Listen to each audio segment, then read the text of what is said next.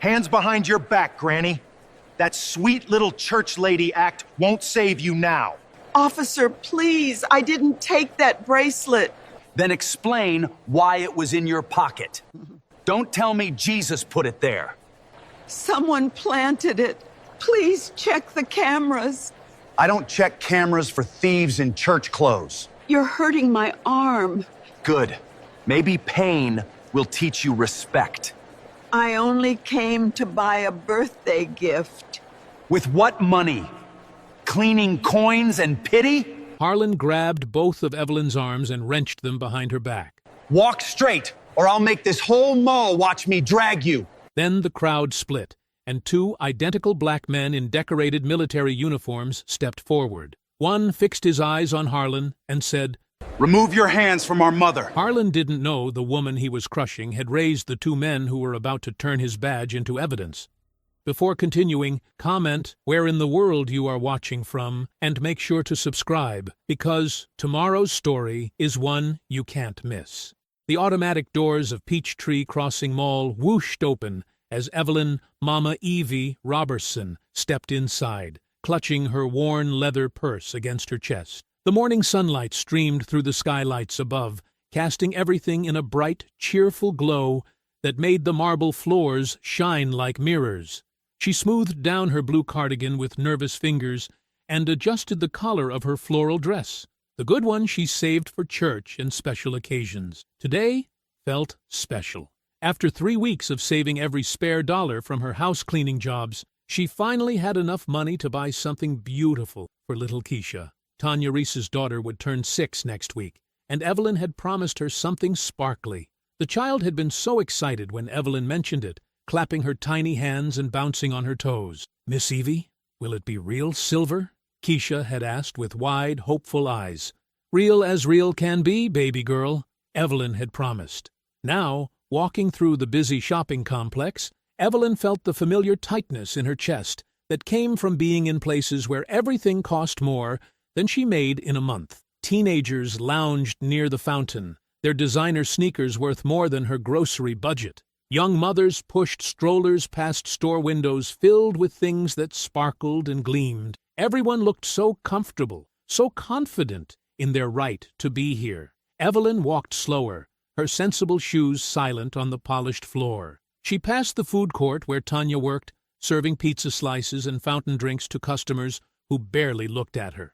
Through the window, she could see Tanya wiping down tables with the same careful attention she brought to everything. That girl had come so far since the days when she and baby Keisha had nowhere to sleep.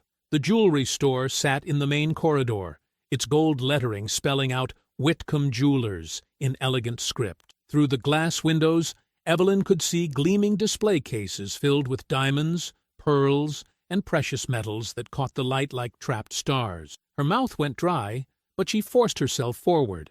The charm bracelet she'd seen in the window last week had been simple. Just a thin silver chain with a tiny heart pendant. Nothing fancy. Nothing that would make anyone think she didn't belong. A soft chime announced her entrance as she pushed open the heavy glass door. The air inside smelled like expensive perfume and leather, cool and clean in a way that made her suddenly aware of her own scent, laundry detergent, and the faint smell of cleaning supplies that never quite left her hands. Behind the main counter stood a woman in her 40s with perfect blonde hair pulled into a sleek bun. Her makeup was flawless, her black dress tailored and expensive.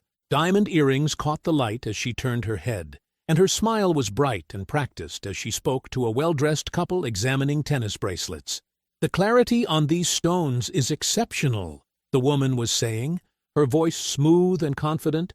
"These pieces hold their value beautifully." Evelyn waited near the entrance, not wanting to interrupt. She folded her hands in front of her and tried to look like she belonged, even though every instinct told her to turn around and leave. The couple at the counter laughed at something the saleswoman said, and the sound was light and carefree, the kind of laughter that came from people who never worried about money. More customers entered behind Evelyn, a younger woman with salon-perfect hair and a designer handbag, followed by an elderly white man in an expensive suit. The saleswoman's eyes swept past Evelyn as if she were invisible, focusing immediately on the new arrivals. "Good morning," the woman called out brightly. "I'll be right with you." Evelyn's cheeks burned, but she stayed quiet. She'd learned long ago that making a fuss only made things worse. Patient people got served eventually. Polite people got treated better than pushy ones. That's what her mother had taught her. And her mother's mother before that. The well-dressed couple finally made their selection. A tennis bracelet that probably cost more than Evelyn made in 6 months. They paid with a credit card, laughing and holding hands as they left the store. The saleswoman immediately turned to the younger woman with the designer bag. "What can I help you find today?" she asked warmly. Evelyn cleared her throat softly. "Excuse me, ma'am." The woman's eyes flicked toward her for just a moment, cold and assessing before returning to the younger customer. "I'm sorry. I'll be with you in just a moment." But the moment stretched into 10 minutes, then 15. The younger woman tried on rings and necklaces, asking detailed questions about settings and warranties. The elderly man joined the conversation, apparently her father, discussing payment options and insurance. The saleswoman, her name tag read Darla Whitcomb, gave them her complete attention, pulling out additional pieces, offering champagne from a small refrigerator behind the counter. Evelyn's feet began to ache in her sensible shoes. She shifted her weight from one foot to the other, still clutching her purse. Inside was exactly $73, money scraped together from cleaning the Henderson house twice this month, from skipping her own lunch to save the meal money, from walking to the grocery store instead of taking the bus. Another customer entered, a middle-aged white woman in yoga clothes and expensive sneakers. Darla's face lit up immediately. "Mrs. Patterson, how lovely to see you. Did the necklace work perfectly for your daughter's graduation?" Evelyn's shoulders sagged slightly, but she didn't leave. Keisha was counting on her. That little girl had already lost so much in her short life. Her father, who left before she was born, the apartment they'd been evicted from, the months of sleeping in Tanya's car before Evelyn had helped them find stable housing. Keisha deserved something beautiful, something that would make her feel special on her birthday. Finally, after nearly 20 minutes, Darla finished with Mrs. Patterson and turned toward Evelyn with barely concealed impatience. Her smile was thin and cold, nothing like the warm expressions she'd given the other customers. "Yes? What do you need?" The words stung, but Evelyn kept her voice gentle and respectful. "Good morning, ma'am. I saw a charm bracelet in your window display last week, a simple silver one with a small heart. I was wondering if I might look at it, please." Darla's eyebrows rose slightly, and her gaze traveled from Evelyn's graying hair down to her worn shoes and back up again. "A silver charm bracelet," she repeated slowly, as if the words tasted unpleasant. "Yes, ma'am. It was in the front window on the left side. Very simple, nothing fancy. And this would be for you?" "No, ma'am. It's a birthday gift for a little girl. She's turning 6. Darla's expression didn't soften. If anything, she looked more skeptical. "I see. And what's your budget for this gift?" The question hung in the air like a challenge. Evelyn felt her cheeks grow warm, but she lifted her chin slightly. "I have $73 saved up." The silence that followed was deafening. Darla's perfectly glossed lips pressed into a thin line, and she glanced around the store as if checking to see who might have overheard this embarrassing admission. "Ma'am," Darla said finally, her voice carefully controlled, "our silver pieces start at around $200. The charm bracelet you're referring to is actually $350. Evelyn's heart sank, but she nodded politely. "I see. Thank you for your time." She turned to leave, her face burning with shame and disappointment. Behind her, she heard Darla mutter something under her breath to another employee who had emerged from the back room, something about people who waste everyone's time. Evelyn's hand was on the door handle when the alarm screamed. The sound was piercing, aggressive, filling the store and spilling out into the mall corridor. Evelyn froze, her heart hammering against her ribs as heads turned throughout the shopping complex. The electronic shriek seemed to go on forever, echoing off the marble floors and glass storefronts. "Stop right there!" Darla's voice cut through the alarm, sharp and accusatory. "Security! Someone stop that woman!" Evelyn turned slowly, her eyes wide with confusion and growing horror. Shoppers in the corridor had stopped walking, their conversations dying as they stared in her direction. Cell phones appeared in hands, cameras pointing her way like weapons. "Ma'am?" Evelyn's voice came out as barely a whisper. "I don't understand." Darla stormed toward her, her heels clicking aggressively on the polished floor. Her face was flushed with what looked like righteous anger, but there was something else in her eyes, something cold and calculating that made Evelyn's stomach turn. "You know exactly what you did," Darla snapped, loud enough for everyone to hear. "I saw you slip something into your pocket while I was helping other customers." "I didn't," Evelyn started, but her voice cracked. The crowd was growing larger, people drawn by the commotion like moths to flame, their faces blurred together, some curious, some judgmental, some already convinced of her guilt. "Security is on the way," Darla announced to the gathering crowd, as if she were the victim of a terrible crime. "I can't believe someone would steal from a family business like this." Evelyn's hands shook as she clutched her purse tighter. "Ma'am, I promise you, I didn't take anything.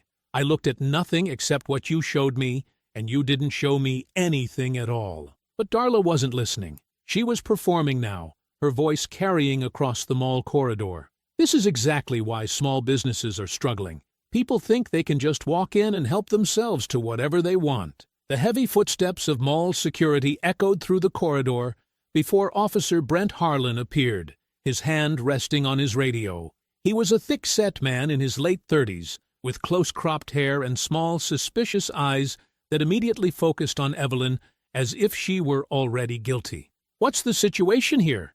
he demanded, his voice brusque and professional. Darla stepped forward immediately, her entire demeanor shifting to that of a traumatized victim. "This woman stole a bracelet from my store. I saw her take it while I was helping other customers. The alarm went off when she tried to leave." Officer Harlan's gaze fixed on Evelyn with obvious disdain. He didn't ask for her side of the story. He didn't ask what she might have to say. Instead, he stepped closer, invading her personal space in a way that made her step backward. "Ma'am, I'm going to need you to empty your pockets and your purse," he ordered. Evelyn's voice trembled as she tried to explain. "Officer, I didn't steal anything. I came here to buy a gift for a little girl's birthday, but the bracelet cost too much money, so I left. I don't know why the alarm went off, but I promise you, I didn't take anything." "Empty your pockets," Harlan repeated, louder this time, as if she were deaf or stupid. "Now." With shaking hands, Evelyn reached into the pocket of her cardigan. It was empty except for a tissue. She pulled it out and showed him, then did the same with her other pocket. Just her house key and a peppermint. "Your purse," Harlan demanded. Evelyn opened her worn leather purse with trembling fingers, turning it upside down on a nearby bench. Out tumbled her wallet, her reading glasses, her small Bible with the cracked cover, her blood pressure medication, a grocery receipt, and a small wrapped coloring book she'd bought for Keisha at the dollar store. "That's everything," she whispered, her voice breaking. "That's all I have." But Darla wasn't finished. She moved closer to Evelyn, her eyes scanning her clothing with the intensity of a hawk hunting prey. "Check her cardigan again," she instructed Officer Harlan. "I know what I saw."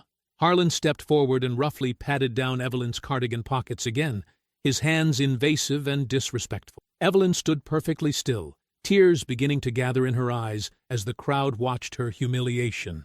"Nothing here," Harlan muttered, but Darla's face showed no surprise. Instead, she moved even closer to Evelyn, reaching toward the left side of her cardigan with deliberate precision. "Wait," Darla said, her fingers sliding into a pocket that Harlan had already checked. "What's this?" And from the depths of Evelyn's cardigan pocket, Darla withdrew a silver charm bracelet that gleamed under the mall's bright lights. Evelyn stared at the bracelet in complete shock, her mouth falling open. "That is not mine," she whispered, the words barely audible above the murmur of the crowd. The silver bracelet caught the overhead lights as it dangled from Darla's fingers, casting tiny reflections across the horrified faces of the gathering crowd. Evelyn stared at the jewelry in complete bewilderment, her mind struggling to process what had just happened. "That is not mine," she repeated, her voice stronger this time, but still trembling with shock. "I have never seen that bracelet before in my life." Officer Harlan's expression hardened immediately. Without warning, he grabbed Evelyn's left arm and yanked it roughly behind her back. The sudden movement sent a sharp pain shooting through her shoulder and down her spine. "Ow!" Evelyn cried out, the sound escaping her before she could stop it. The pain was immediate and severe, made worse by her arthritis, and the awkward angle Harlan had forced her arm into. "Please, you're hurting me." "Ma'am, you need to cooperate," Harlan barked, twisting her arm higher behind her back. His grip was unnecessarily tight, his fingers digging into the soft flesh of her upper arm through the thin fabric of her cardigan. Darla stepped forward, her voice carrying across the mall corridor with practiced authority.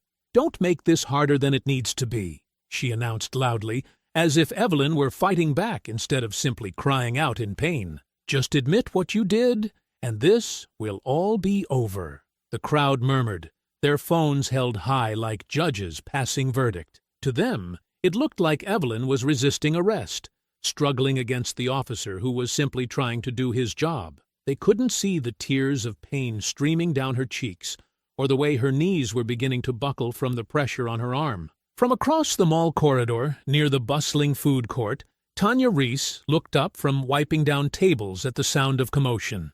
When she saw the crowd gathered around the jewelry store, curiosity drew her closer. But when she spotted the familiar blue cardigan and gray hair in the center of the chaos, her heart stopped. "Oh my God," Tanya whispered, immediately pulling out her phone. "That's Miss Evelyn." She held up her device and started recording, her hands shaking as she watched the woman who had saved her life being treated like a common criminal. The phone's camera captured everything: Harlan's rough handling, Evelyn's tears, and the crowd's judgmental stares. "Officer, please," Evelyn pleaded, her voice breaking as she tried to turn her head toward Harlan. "I came here to buy a birthday present for a little girl named Keisha. Her mama works at the food court, and tomorrow is her 6th birthday. I saved my cleaning money for weeks just to get her something nice." But Harlan wasn't listening to her explanation. Instead, he reached for her purse with his free hand and dumped its contents onto a nearby display bench with deliberate roughness. Evelyn's personal belongings scattered across the marble surface, her worn leather wallet held together with rubber bands, her reading glasses with the cracked frame, her small Bible with pages soft from decades of use, and her blood pressure medication in its labeled prescription bottle.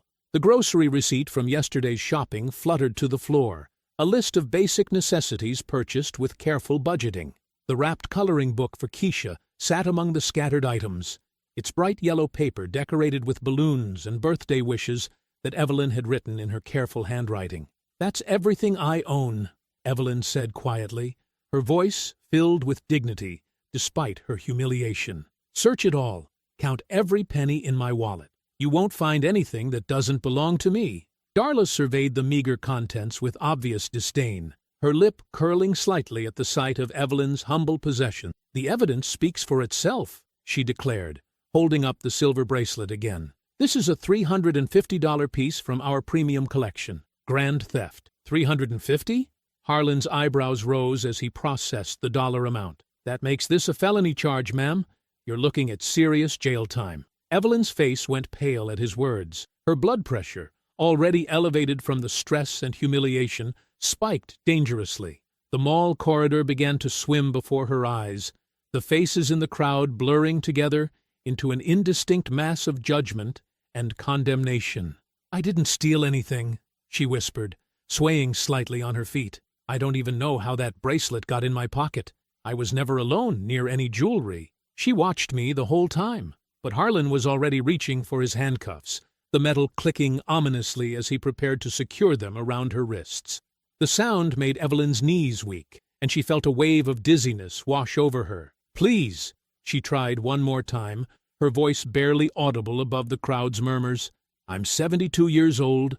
I clean houses for a living. Why would I risk everything I have for a bracelet I could never afford to buy?" The handcuffs snapped closed around her thin wrists with a finality that echoed through the mall corridor. The metal was cold against her skin, and the weight of them seemed to drag her down toward the polished floor. As Harlan began to march her through the gathering crowd, Evelyn's vision blurred with tears and rising blood pressure. Her steps were unsteady, each one a struggle to maintain her dignity in front of all these strangers who had already decided she was guilty. Tanya's phone continued recording as Evelyn passed by, capturing the moment when the elderly woman looked up toward the mall's skylights and whispered, "Lord, don't let me fall in front of these people." The mall corridor stretched endlessly before Evelyn as Officer Harlan guided her past the growing crowd of onlookers. Each step felt heavier than the last, her legs trembling not just from age, but from the overwhelming humiliation of being paraded like a criminal through the place where she had simply wanted to buy a child's birthday present. The handcuffs cut into her wrists with each movement, the metal edges digging into skin that had grown thin and fragile over 7 decades of hard work. Her arthritis made the positioning excruciating, but Harlan showed no consideration for her obvious discomfort as he maintained his firm grip on her upper arm. Shoppers pressed against the storefronts and gathered in clusters, their phones held high like weapons of judgment. Some whispered to their companions, others openly stared, and a few shook their heads in what might have been disgust or pity. Evelyn couldn't tell which was worse. "Keep moving," Harlan muttered, his voice carrying the impatience of someone who wanted this spectacle over with quickly. Security office is just ahead. But Evelyn's steps were growing more unsteady with each passing moment. The medication for her blood pressure was back in her scattered purse, and she could feel the familiar warning signs building behind her temples. The fluorescent lights above seemed too bright, the sounds of the mall too loud, and the faces around her too harsh. A young mother pulled her toddler closer as they passed, as if criminal behavior might be contagious. An elderly white man in an expensive suit shook his head and said to his companion, "Shame what some people will do for money." A group of teenagers snickered and pointed, one of them starting to record a video with commentary about crazy old ladies. Each reaction felt like another weight added to Evelyn's shoulders, bending her further toward the ground, with shame she didn't deserve to carry.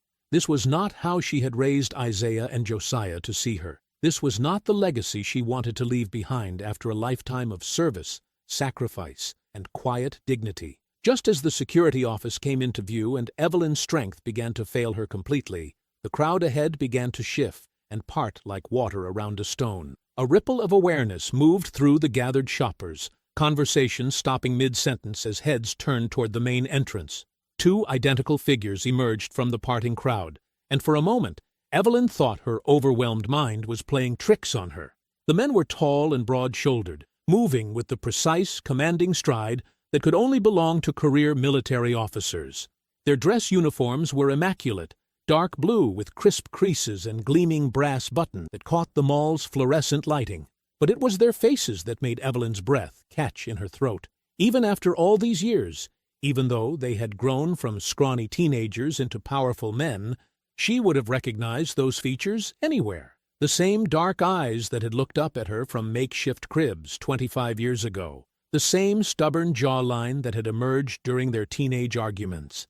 The same protective instincts that had led them to fight bullies in the schoolyard. Isaiah and Josiah Bell, her boys, her sons in every way that mattered, even though she had never given birth to them. The twins moved through the crowd with purpose, their military bearing commanding immediate respect from everyone around them. Shoppers stepped aside automatically, some recognizing the significance of the medals and ribbons displayed on their chests, others simply responding to the undeniable authority in their presence. Evelyn's knees nearly buckled as the reality hit her. They were here. After 2 years of overseas deployment, after months of wondering if she would ever see them again, they had somehow appeared at the exact moment when she needed them most. "Isaiah?" she whispered, her voice so quiet it was almost lost in the ambient noise of the mall. "Josiah?" But they had already seen her, and the expressions on their faces shifted from confusion to recognition to a fury so intense it seemed to change the temperature of the air around them. Isaiah's jaw tightened almost imperceptibly, his hands clenching at his sides. Josiah's eyes blazed with an anger that made several nearby shoppers instinctively step back. Josiah reached them first, his voice cutting through the mall corridor like a blade. "Take your hands off our mother." The words rang out with such authority and controlled rage that conversation stopped throughout the entire wing of the shopping center. Officer Harlan's grip on Evelyn's arm loosened slightly as he turned to face this unexpected challenge, his confidence wavering for the first time since the arrest had begun. "Excuse me?" Harlan said, trying to maintain his authoritative tone, but clearly rattled by the sudden appearance of 2 decorated military officers who were obviously not intimidated by his badge or his attitude. "You heard him?" Isaiah said, his voice calmer than his brother's, but somehow even more dangerous. He moved with the measured precision of someone accustomed to command, positioning himself so that he could see both Harlan and Darla, who had followed them from the jewelry store. "Remove your hands from our mother immediately." Darla stepped forward, her expression shifting from surprise to annoyance as she realized her carefully orchestrated arrest was being disrupted. "This woman is under arrest for theft," she announced loudly, playing to the crowd that was now watching this confrontation with rapt attention. "Your relationship to her doesn't change the fact that she committed a crime." "What crime?" Josiah demanded, his voice rising slightly as his protective instincts took over.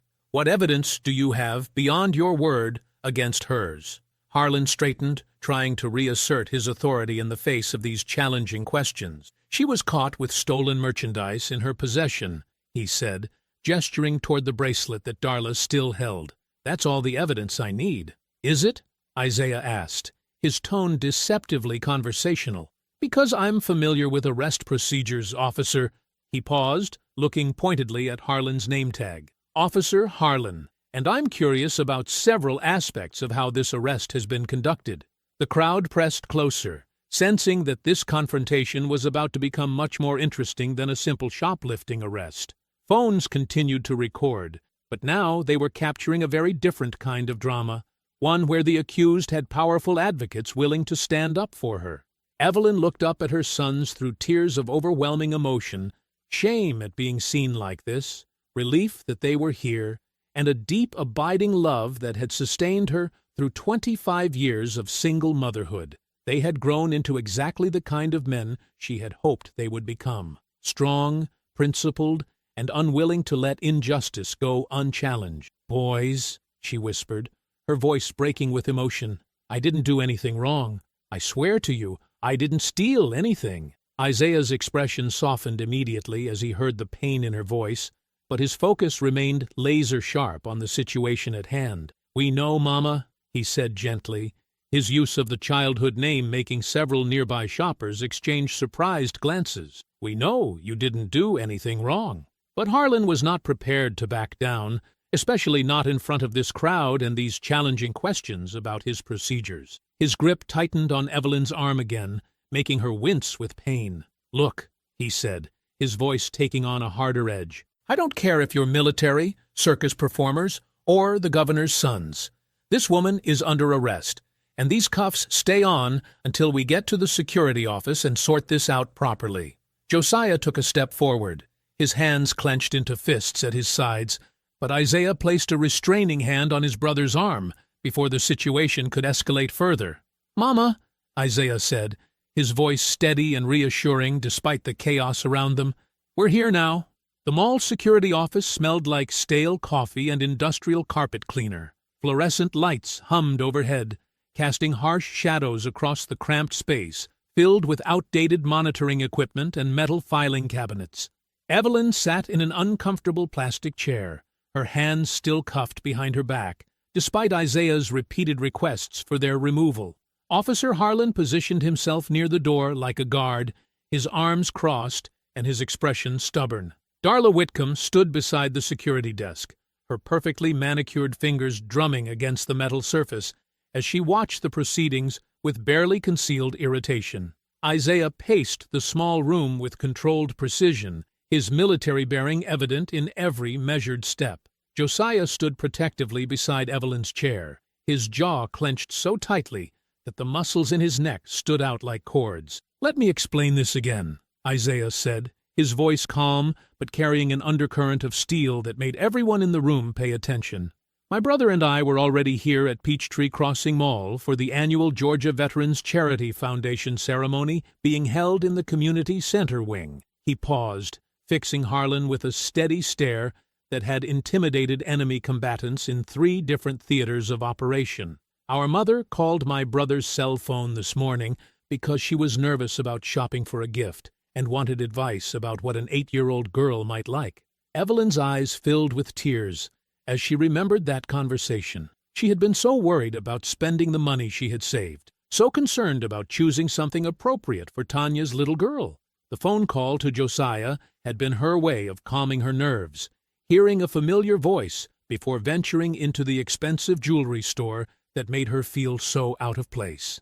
"The call was cut off suddenly," Josiah added, his voice tight with emotion. "We heard someone in the background accusing our mother of stealing. We came running." Darla rolled her eyes dramatically, as if this explanation was somehow suspicious rather than natural. "How convenient," she said with a sneer. "You just happened to be nearby when your mother decided to commit a felony." "Watch your mouth," Josiah warned, taking a step toward her before Isaiah's restraining hand on his shoulder stopped him. "The timing isn't convenient," Isaiah said evenly.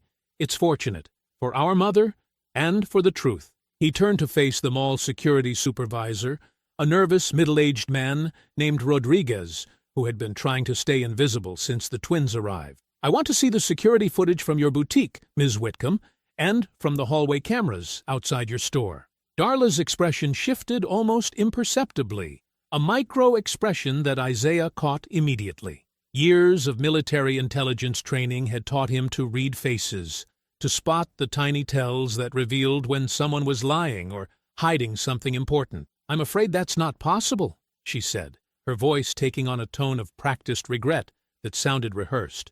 "Our boutique camera malfunctioned earlier today. Technical difficulties, you understand." "What kind of technical difficulties?" Isaiah pressed, pulling out a small notebook from his uniform pocket. The gesture was subtle but meaningful. He was taking this seriously enough to document everything. "Just technical difficulties," Darla repeated, her voice becoming more clipped. "The system went down sometime this morning."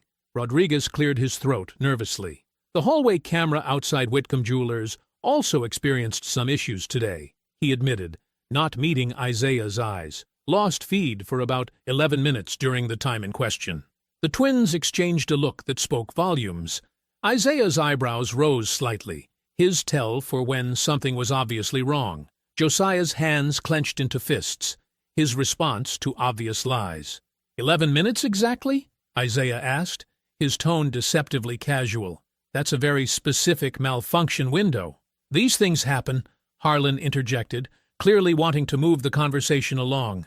"Equipment fails. The important thing is, we recovered the stolen merchandise from the suspect's possession." "The alleged stolen merchandise," Isaiah corrected sharply. "And I'd like to know more about this convenient camera failure that just happened to occur during the exact time period when the alleged crime took place." Darla's face flushed with what appeared to be righteous indignation. "Are you suggesting I'm lying?" she demanded, her voice rising. "I'm the victim here. This woman came into my store, stole from me, and now you're treating me like I'm the criminal." "Nobody's treating you like anything," Josiah said, his voice dangerous. "We're asking reasonable questions about some pretty suspicious circumstances." "Suspicious?" Darla's voice became shrill. "The bracelet was found in her pocket. What more do you need? Are you saying I planted it there?" The question hung in the air like a challenge, and Evelyn felt something cold settle in her stomach. There was something about the way Darla asked that question, too defensive, too specific, too much like someone who was trying to deflect suspicion by stating exactly what she had actually done. "The physical evidence speaks for itself," Harlan said, moving to stand beside Darla in a show of solidarity. "The bracelet was recovered from the suspect's cardigan pocket. That's all I need to proceed with charges." "But how did it get there?" Isaiah asked, his investigator's instincts fully engaged now. "If the cameras aren't working, we only have Ms. Whitcomb's word about what happened in that store." "My word should be enough," Darla snapped. "I'm a respected businesswoman. I've been running this boutique for 5 years without a single problem. I don't need to lie about elderly thieves." The phrase hit Evelyn like a physical blow. Elderly thieves. The casual cruelty of it, the way Darla dismissed her as nothing more than a stereotype, brought back memories of other times when she had been looked down upon, other moments when her poverty had been treated as evidence of moral failing. But it was what came next that made Evelyn's blood run cold. Darla stepped closer to her chair, ostensibly to retrieve something from the security desk, but as she passed behind Evelyn, she leaned down and whispered just loud enough for Evelyn to hear, "You should have stayed away from things that don't belong to you." The words hit Evelyn like a lightning bolt. That exact phrase, she had heard it before, years ago, in a context that had nothing to do with shoplifting or jewelry stores.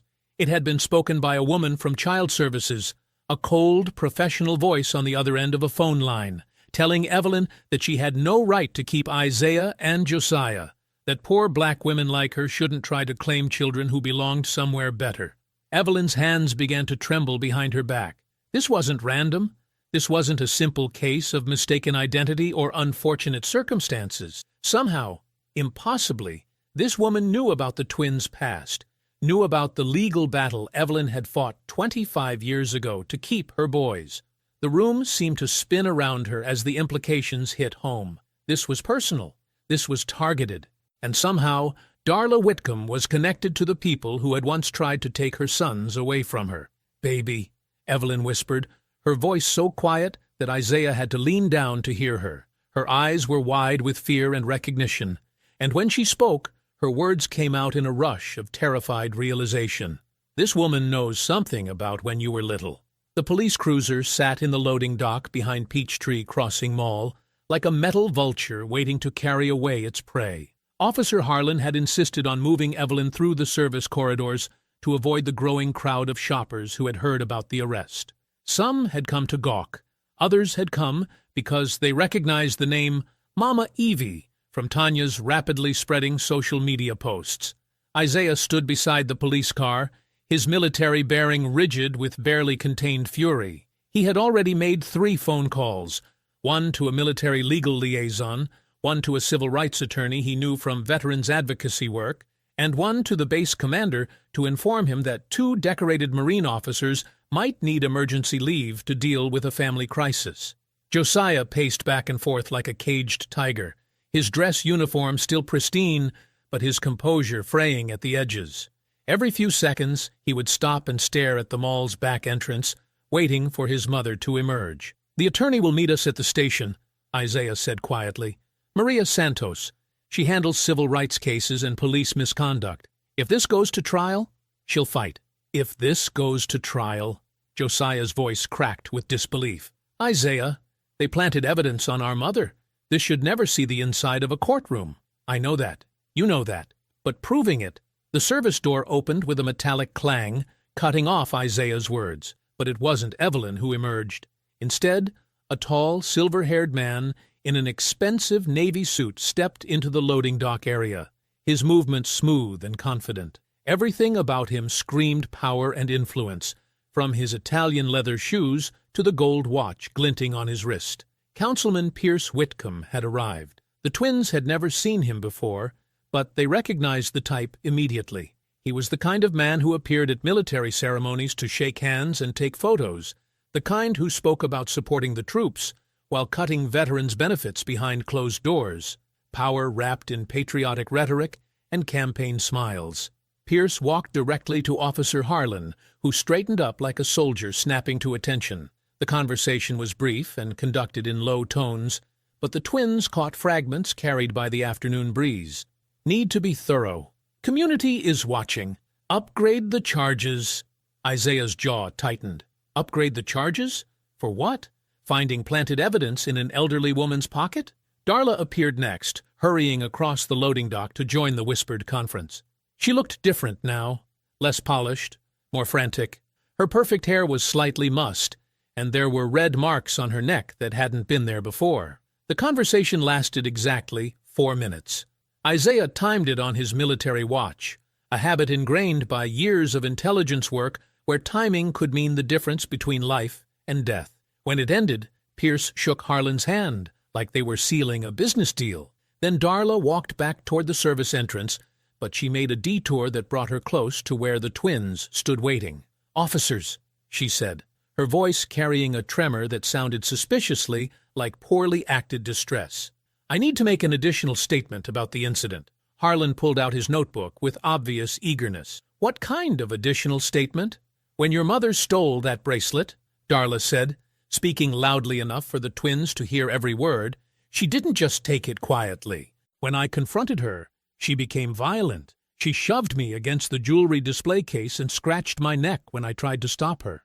The lie was so outrageous, so clearly fabricated, that Josiah actually laughed out loud, a harsh, bitter sound that echoed off the concrete walls. "You're lying," he said flatly. Our mother wouldn't hurt a fly. She's 72 years old with arthritis in both hands. Are you calling me a liar? Darla's voice rose to a theatrical pitch. Look at my neck. Look at these scratches. Your mother did this when she attacked me. She tilted her head to show the red marks, and Isaiah studied them with the clinical eye of someone trained to assess battlefield injuries. The scratches were shallow, precise, and perfectly positioned for maximum visibility. They looked like they had been made with fingernails, but not in the desperate, irregular pattern that would result from an actual struggle. These were methodical, deliberate, self-inflicted. Those are fresh, Isaiah said quietly. Very fresh. Made within the last few minutes. How dare you, Pierce Whitcomb said, stepping forward for the first time. His voice carried the authority of someone accustomed to being obeyed without question. Are you suggesting Ms. Whitcomb injured herself? That's a serious accusation to make against a respected member of this community. As serious as falsely accusing our mother of assault? Josiah shot back, taking a step toward Pierce that made Harlan's hand drift toward his weapon. Your mother, Pierce said the word like it tasted bitter, committed theft and assault. The evidence speaks for itself. And I would suggest, gentlemen, that military uniforms don't frighten people in positions of authority. Not in this town. The threat was subtle but clear. Pierce Whitcomb was a man who could make problems for military careers, who had connections that reached into places where decorated service records could suddenly develop complications. Officer Harlan had already begun rewriting his report, upgrading the charges based on Darla's new statement. Simple theft became theft and assault. Evelyn's confused protests in the security office became combative behavior and resistance to arrest. This is insane, Josiah said, his voice rising dangerously. You people are manufacturing crimes out of thin air. Josiah. Isaiah's voice carried a warning, but his brother was past the point of military discipline. No, Isaiah. They're railroading her. They're adding charges like items to a grocery list. Major Bell. Pierce's voice cut through Josiah's anger like ice. I suggest you control yourself. Threatening behavior toward civilians reflects poorly on the uniform you wear. I'm not threatening anyone, Josiah said through gritted teeth. I'm stating facts. And the fact is that you people are framing an innocent woman. The service door opened again, and this time Evelyn emerged, walking slowly between two officers. She looked smaller somehow, diminished by the handcuffs and the institutional fluorescent lighting that followed her out into the afternoon sun. Her blue cardigan was wrinkled, her floral dress disheveled from the search and processing. When she saw her sons waiting by the police car, her face crumpled with shame and relief in equal measure. Baby, don't, she said to Josiah, who had started toward her with his hands outstretched. Don't ruin your life over me. Don't let them hurt your career. The words hit Josiah like physical blows. Here was the woman who had sacrificed everything to raise them, begging them not to sacrifice anything for her. It was exactly backward, exactly wrong, and exactly what Evelyn would do. Mama, we're not going anywhere, Isaiah said firmly. We're going to fix this. There's nothing to fix, Pierce said smoothly. Justice is taking its course. Your mother will have her day in court, where she can present her side of the story to a jury of her peers. As the officers helped Evelyn into the back of the police cruiser, Pierce Whitcomb watched with satisfaction. He had turned a simple shoplifting arrest into something more serious, something that would keep the old woman quiet and send a message to anyone else who might cause problems for his family's interests. The car pulled away from the loading dock, carrying Evelyn toward the county jail. Isaiah watched it disappear around the corner of the mall, his mind already working through legal strategies and evidence chains. This is no longer an arrest, he told his brother, as Tanya's arrest video began spreading across local community Facebook pages and neighborhood apps. This is a cover-up. The Gwinnett County holding facility smelled like disinfectant and despair. Evelyn sat on a metal bench that had been designed by someone who had never considered that a 72-year-old woman with arthritis might need to rest her bones for hours at a time. The fluorescent lights above hummed with the persistence of mosquitoes, casting everything in a sickly white glow that made her brown skin look gray and tired. Her blood pressure medication remained locked in her purse somewhere in the evidence room, along with her Bible and the little coloring book she had bought for Tanya's daughter. The booking officer had asked her medical questions with the enthusiasm of someone reading a grocery list. High blood pressure? Check. Arthritis? Check. Any allergies? No. Any suicidal thoughts? The question had confused her so much that she had just stared at him until he moved on. The holding area contained 6 other women, most of them decades younger than Evelyn. They regarded her with curiosity and something approaching sympathy. An elderly black woman in church clothes was not the usual demographic for Saturday afternoon arrests. "What they get you for, Grandma?"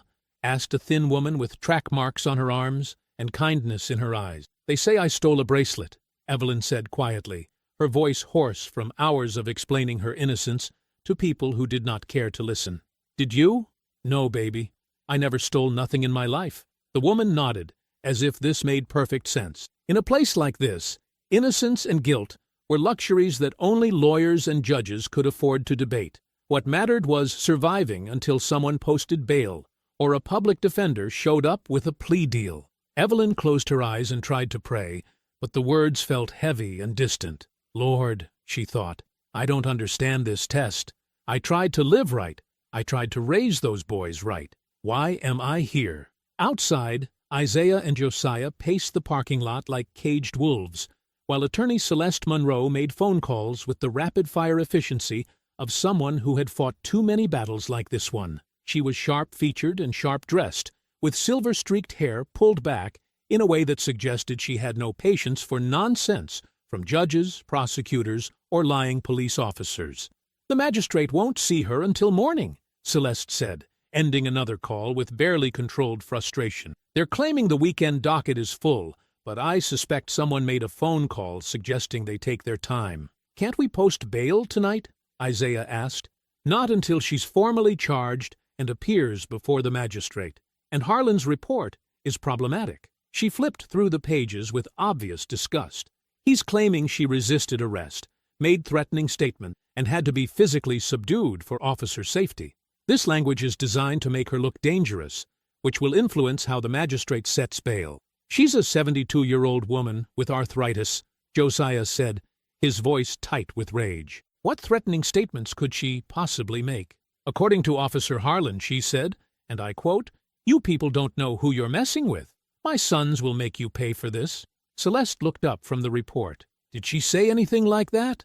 "Absolutely not," Isaiah said immediately. "Mama would never threaten anyone. She barely raised her voice when we were kids, even when we deserved it. That's what I figured. But this language in police reports hardens cases. Judges see threatening statements and resistance to arrest, and they start thinking about public safety instead of an elderly woman's dignity." Josiah pulled out his phone and scrolled through the notifications that had been piling up all afternoon. "Tanya's video is spreading fast. Look at this."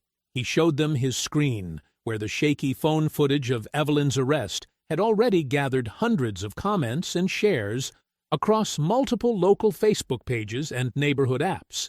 The video clearly showed Officer Harlan twisting Evelyn's arm behind her back while she cried out in pain, with Darla Whitcomb standing nearby, directing the scene like a stage manager. The comments were a mixture of outrage and recognition. "That's Mrs. Evelyn from the school cafeteria. She used to give kids extra food when she knew they were hungry at home. Mama Evie helped my family when we got evicted, brought us groceries, and never asked for nothing back. This woman raised those twin boys who joined the Marines. She's been taking care of people in this community for 30 years. Look how they're treating her. That cop is hurting her on purpose. I know her from Mount Olive Baptist. Sister Evelyn never hurt a fly. This is wrong." But mixed in with the support were uglier comments. "If she didn't steal nothing, why did they find it in her pocket? These people always cry racism when they get caught. The store manager wouldn't lie about something like this." Isaiah read through the comments with the analytical eye of someone trained to assess intelligence reports. The community support was building, but so was the narrative that Pierce Whitcomb and Darla were trying to construct. Evelyn was becoming a symbol, and symbols were dangerous things to be in a world where powerful people had reputations to protect. "We need more than community support," he said. "We need evidence." "I've already filed motions for all available security footage," Celeste said, But given the convenient malfunctions, I'm not optimistic. However, I'm also requesting records of any other similar accusations made by Ms. Whitcomb in the past year. You think she's done this before? Experienced thieves don't usually plant evidence in full view of security cameras, but experienced con artists develop patterns. If we can show a history of false accusations, especially targeting vulnerable elderly women, it could be the leverage we need. At nearly midnight, Isaiah was finally allowed to see Evelyn through the glass partition in the visiting area. She looked smaller than he remembered, diminished by the institutional orange jumpsuit and the harsh lighting that made everyone look sick. When she saw him, she pressed her hand against the glass and tried to smile. "Baby, you should go home," she said through the phone that connected them. "You shouldn't have to see me like this." "Mama, we're not going anywhere." His voice was steady, but his eyes blazed with the controlled fury that had made him effective in combat situations. "This ends tomorrow. By sunrise, we start taking them apart." The county courthouse steps were already crowded with reporters and camera crews when Evelyn walked out into the morning sun, flanked by Isaiah and Josiah. The bail hearing had been swift but humiliating. $5,000 bond for an elderly woman with no criminal record, all because Officer Harlan's report painted her as a dangerous repeat offender who might flee. "Mrs. Robertson! Mrs. Robertson!" Voices called out from the press pack. "Do you have a statement about the theft charges? Did you really assault the store manager? What do you say to people who think this is about race?"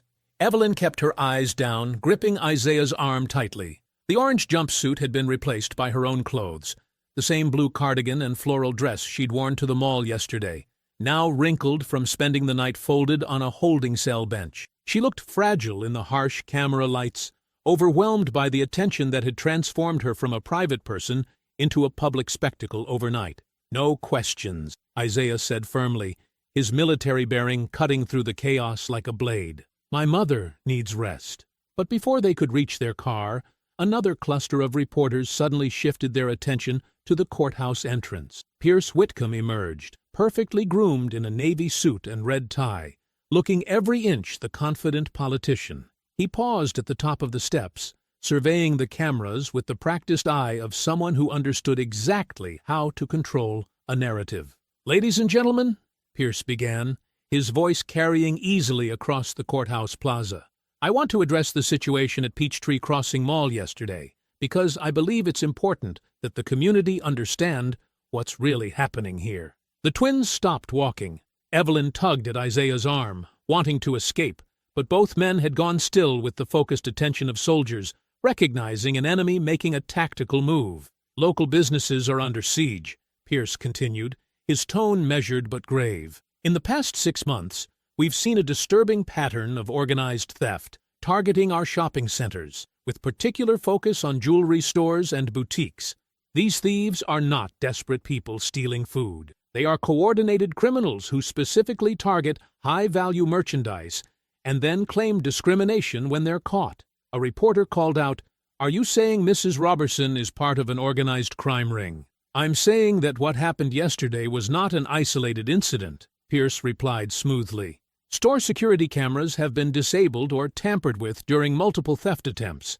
Suspects have used nearly identical stories about misunderstandings and planted evidence. And now we see the same pattern of social media campaigns designed to turn criminals into sympathetic victims." Evelyn's face crumpled. She pressed her hand to her chest, feeling her heart race as Pierce's words painted her as a professional thief, a con artist, a dangerous person who had fooled her entire community. "That's not true," she whispered, but her voice was lost in the chaos of reporters shouting follow-up questions. Pierce raised his hand for quiet. "I want to be very clear. This is not about race or age. This is about accountability. When someone steals from a local business, damages property, and then assaults the manager trying to recover stolen goods, that person must face consequences regardless of who their children are or what uniforms those children wear." The calculated cruelty of that last line hit like a physical blow. Pierce wasn't just attacking Evelyn, he was deliberately diminishing Isaiah and Josiah's military service, reducing their accomplishments to irrelevant details that couldn't excuse their mother's supposed crimes. Josiah took a step toward the courthouse steps, his jaw tight with barely controlled rage, but Isaiah caught his arm. "Not here," Isaiah murmured. "Not like this." Before they could leave, Darla Whitcomb appeared beside Pierce, dressed in a conservative black suit that made her look like a grieving widow. Her eyes were red-rimmed, and she dabbed at them with a tissue as cameras focused on her face. "I hate that this has become so public," Darla said, her voice catching with practiced emotion. "I never wanted to press charges. I tried to handle it quietly, but when that woman pushed me and scratched my arm while trying to escape with the bracelet, I had no choice." She rolled up her sleeve to show a thin red mark on her forearm, a mark that could have come from anything, but looked dramatic under the camera lights. "I've worked in retail for 15 years, Darla continued. "I've never had someone become violent like that. It was terrifying.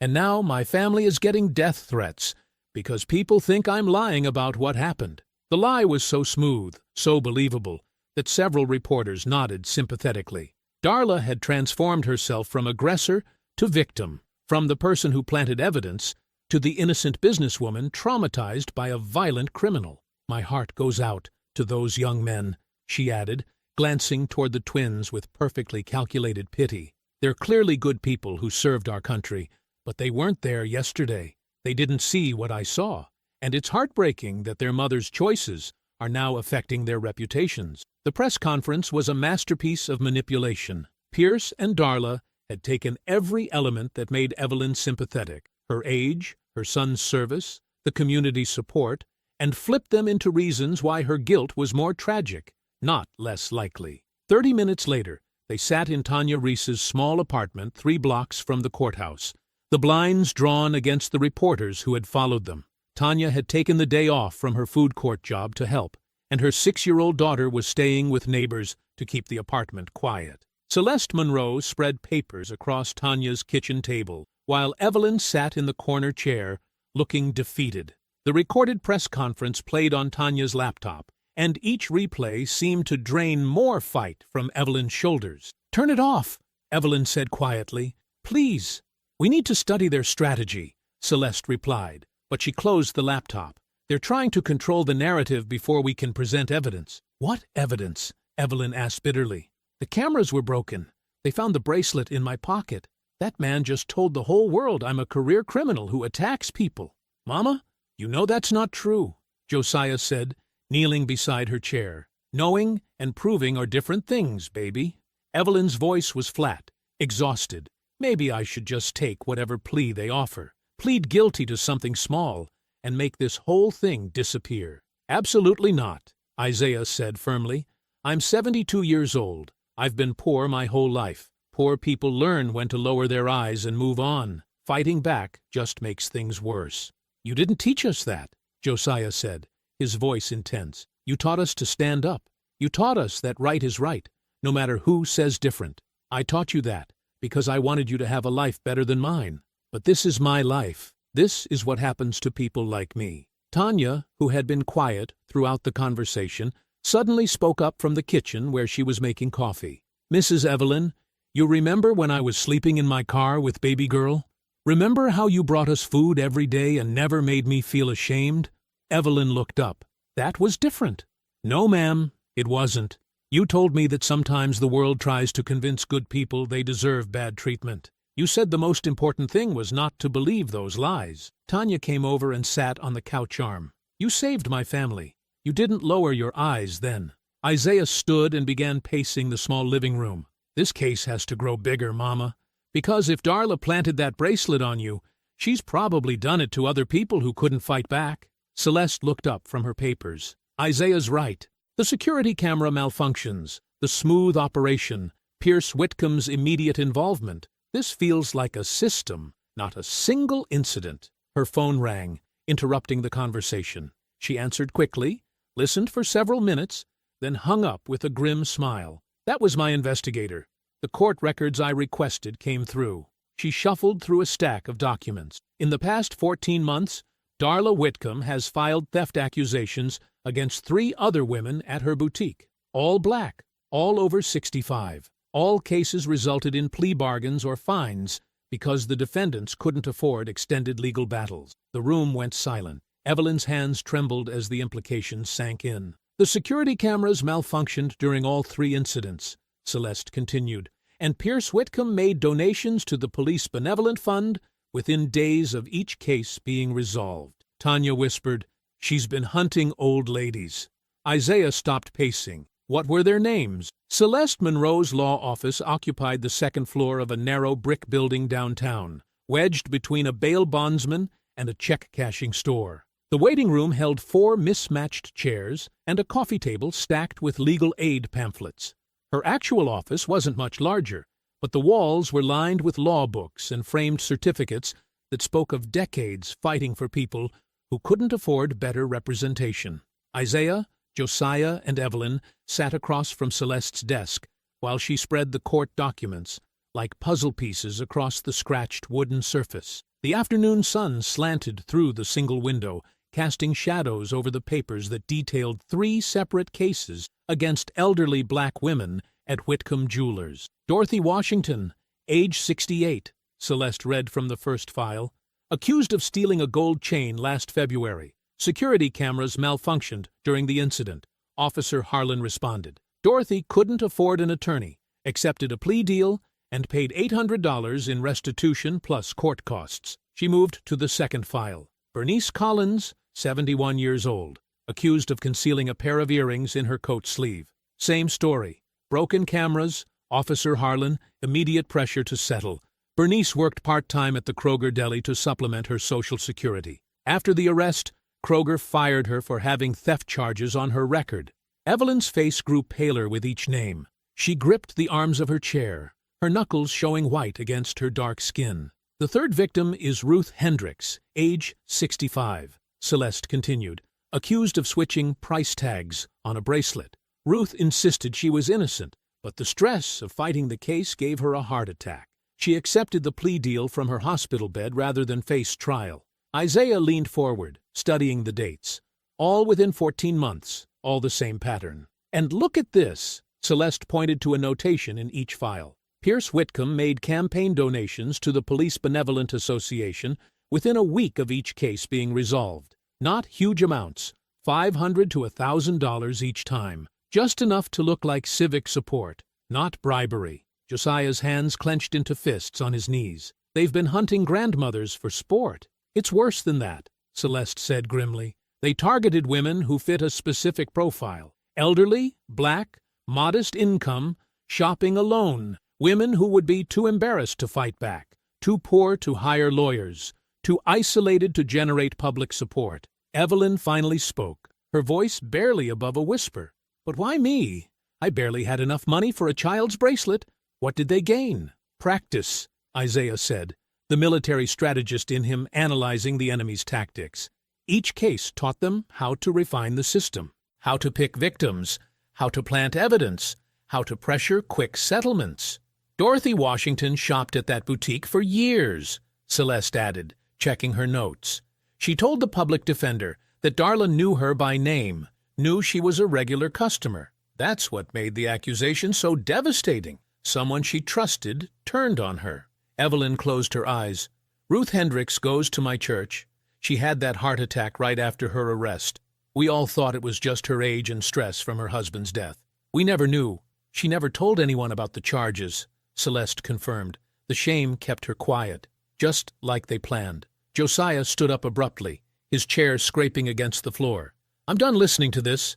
We need to go to that mall right now and put Darla's face on the evening news. Let her explain why she's been framing senior citizens. And accomplish what? Isaiah asked sharply. Getting yourself arrested? Giving them ammunition to claim we're intimidating witnesses? Sometimes intimidating the right people is exactly what you need to do. This isn't Baghdad, Josiah. We can't kick down doors and demand answers. We need evidence that survives cross-examination in court. While more grandmothers get targeted, Evelyn opened her eyes and looked at both her sons. What kind of evidence? Celeste tapped her pen against the desk. Security footage from a source they didn't control. Witness testimony from someone who saw the planting. Financial records showing the pattern of donations. Something concrete that proves conspiracy. The mall has dozens of cameras. Isaiah said thoughtfully. Even if Darla controls the boutique system and bribes mall security, there might be angles she doesn't know about. What do you mean? Store cameras, service cameras, maintenance equipment, places that record automatically without human operators. Isaiah was already reaching for his jacket. We need to map that mall like a reconnaissance mission. An hour later, they walked through the main entrance of Peachtree Crossing Mall. Evelyn had wanted to stay at Celeste's office, but Isaiah insisted she come along. You need to see exactly where everything happened, he explained, and people need to see you here, walking free, not hiding in shame. The mall buzzed with afternoon shoppers, most unaware of yesterday's drama. But several people recognized Evelyn from the news coverage, and their reactions varied wildly. Some stared with curiosity. Others nodded respectfully. A few whispered to their companions and pointed. Josiah stayed close to his mother's right side, Isaiah on her left, both scanning the crowd for trouble. They walked slowly past the boutique entrance where it all began. Darla stood behind the counter helping a customer, but her eyes tracked Evelyn's movement through the glass storefront. She looked confident, almost smug. Note the angle, Isaiah said quietly.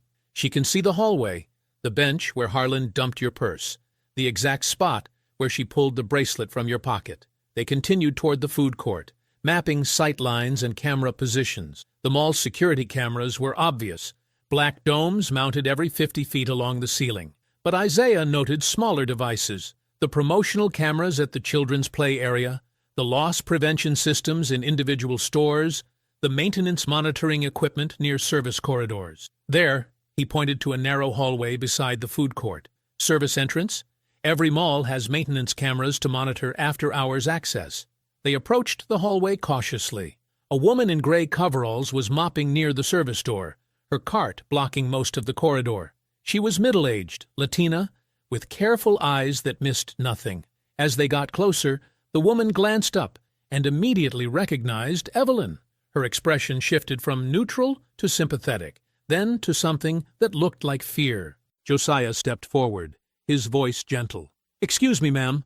We're just looking around, trying to understand what happened yesterday." The woman continued mopping, but her movements became tense. She looked over her shoulder toward the main corridor, then back at Josiah. Finally, she moved closer to him, close enough that her voice wouldn't carry beyond the service hallway. "I saw her put it in your mama's pocket," she whispered. Josiah's heart hammered against his chest. He glanced quickly at Isaiah, then back at the woman whose hands trembled around her mop handle. "What's your name, ma'am?" Josiah asked softly. "Marisol. Marisol Vega." Her voice was barely above a whisper. She kept looking toward the main corridor like someone might appear at any moment. "I clean this section every day. I was right there by the jewelry store, emptying trash cans." Isaiah stepped closer, his voice calm and reassuring. "Marisol, what exactly did you see?" The lady in the white hair came out of the store. "Your mama." She looked sad, like she couldn't afford what she wanted. Marisol's English was careful, precise. Then that woman from inside, the manager, she came running after her. But before she started yelling, Marisol paused, wiping her hands on her coveralls. "Before she started yelling about stealing, I saw her bump into your mama, real quick, like an accident. But it wasn't no accident." Evelyn spoke for the first time since they'd entered the hallway. "You saw her put something in my pocket?" "Yes, senora. She brushed against your sweater, and her hand went into your pocket, fast. Then she stepped back and started screaming that you stole something." Marisol's voice grew stronger with each word. "I knew it was wrong, but Why didn't you say anything?" Josiah asked, though his tone held no judgment. Marisol looked down at her mop bucket. "Because that man, the councilman who came yesterday, Pierce Whitcomb, he got my cousin fired last year for complaining about overtime pay, and he told the managers here that workers who cause trouble might have their papers checked real careful." Isaiah's jaw tightened. "Papers? I've been here 15 years. Legal. But there was a mix-up with my green card renewal a few years back. Everything got sorted, but there's still some confusion in the computer system. People like him, they find ways to use that confusion against you." The fear in her voice was raw, honest. Evelyn reached out and touched Marisol's arm gently. "Mija, I understand. I've been poor my whole life. I know what it means to keep your head down to keep your job. But your job shouldn't depend on watching innocent people get framed," Josiah said, his anger building. That's not keeping your head down. That's letting evil win. Isaiah shot his brother a warning look. Josiah. No, Isaiah. This woman saw the truth, and she's being terrorized into silence by the same people who are trying to destroy Mama.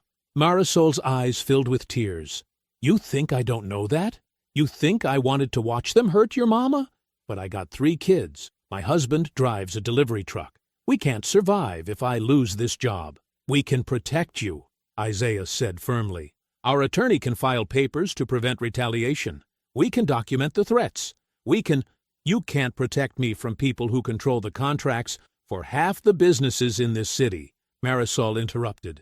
You don't understand how deep this goes. She glanced toward the main corridor again, and her face went white. A security guard was walking toward them, tall, thin, nervous-looking. His name tag read Lennox Grady. Problem here? Grady asked, but his voice carried more anxiety than authority. Marisol immediately started pushing her cart toward the service door. No problem, just finishing up. Ma'am, Isaiah called after her.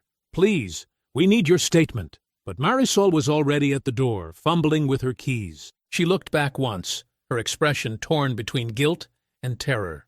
I'm sorry, she whispered. I'm so sorry. The service door slammed behind her. Grady watched her go, then turned back to the Bell family. Y'all need to move along. This is a restricted area. We're just talking, Josiah said, his voice hard.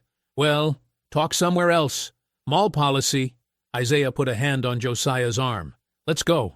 They walked back toward the main corridor in tense silence, Grady trailing behind them until they reached the food court. Later that evening, Evelyn sat in her tiny living room, surrounded by the 2 men who had once been the smallest babies she'd ever held. The house felt even smaller, with their broad shoulders and military bearing filling the space.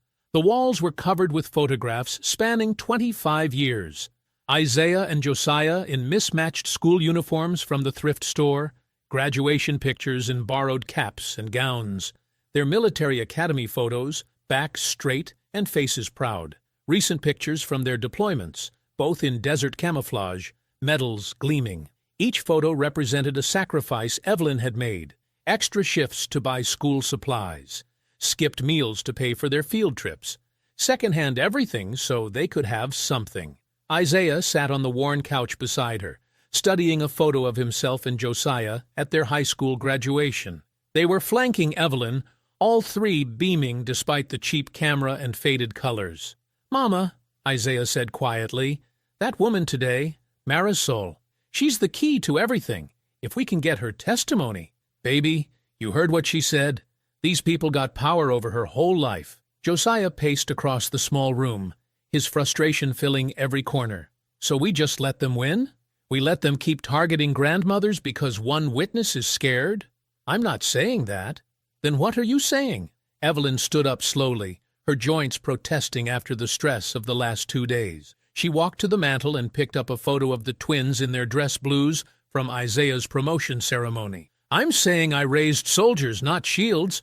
Don't let my trouble destroy you. Evelyn's kitchen looked smaller with 5 adults crowded around the chipped formica table. Steam rose from her old coffee pot as she served everyone in mismatched mugs. Tanya sat beside Celeste Monroe, both women hunched over legal papers. Isaiah and Josiah flanked their mother like sentries.